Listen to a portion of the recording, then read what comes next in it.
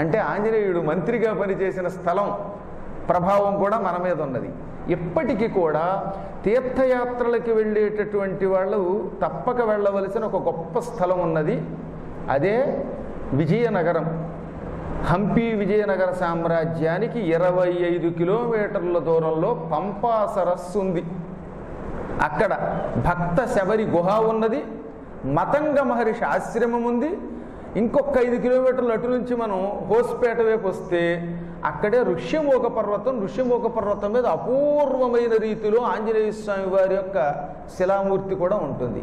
అంటే ఋష్యమూక పర్వతం, పంపా సరస్సు, శబరి గుహ, మతంగ మహర్షి ఆశ్రమం ఇవన్నీ కర్ణాటకలో అక్కడే ఉన్నాయి.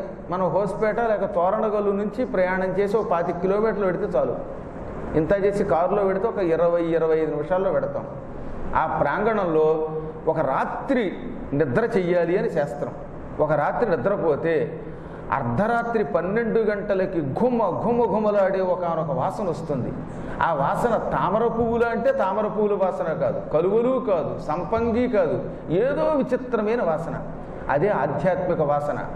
రామనామం అర్ధరాత్రి 12 గంటలకి అక్కడికి వచ్చి హనుమంతుడు జపిస్తాడు గనక ఆ జపం వింటున్న వాళ్ళకి ఏదో తెలియని అపూర్వమైన సువాసన వస్తుంది అని ఎప్పుడో ఆది శంకరాచార్యులు వారు చెప్పారు.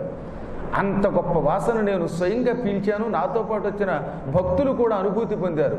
ఇంకా చిత్రం ఏమిటంటే అక్కడ రాత్రి 12 గంటల వేళ మనం నిద్రపోదామన్నా నిద్ర పట్టదు.